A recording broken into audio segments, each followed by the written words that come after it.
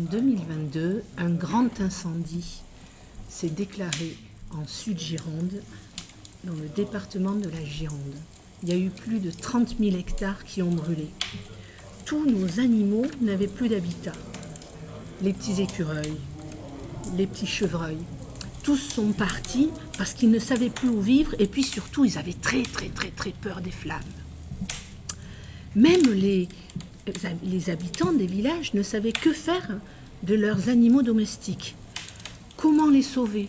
Comment faire en sorte que ces animaux domestiques puissent trouver un foyer pour un refuge en fait, pour trouver la sécurité? Il fallait parfois évacuer.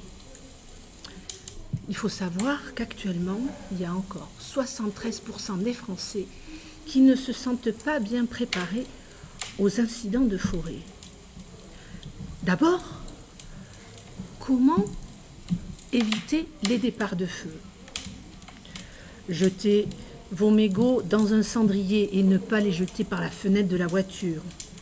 Débroussailler autour de chez vous avant l'été de manière à prévenir les feux. Réalisez vos travaux de bricolage plutôt dans le garage plutôt que sur la pelouse. Et enfin, organisez les barbecues le plus loin de la végétation. Feu de forêt, que faire en cas de feu de forêt? Vous avez beaucoup de recommandations de l'État.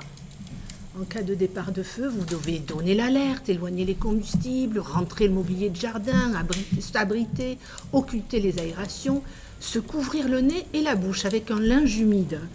Laissez votre portail ouvert pour faciliter l'accès des pompiers. Ouvrir les portes et les accès des animaux domestiques pour qu'ils puissent se sauver et qu'ils ne soient pas enfermés dans la maison. Les animaux ont un instinct, ils iront forcément vers l'endroit où il n'y a pas de feu.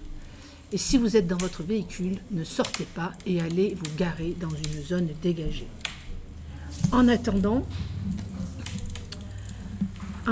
les secours, eh bien, restez à l'écoute avec votre transistor à la maison. Évitez de téléphoner parce que les zones, en fait, les téléphones sont encombrés. Surtout, ne prenez pas votre voiture. Et enfin, restez à l'abri. Surtout pas dans une cabane en bois, évidemment. Et pour finir, surtout, travaillez la solidarité. Appelez vos voisins, faites en sorte qu'ils soient en sécurité, donnez-leur de l'aide s'ils en ont besoin.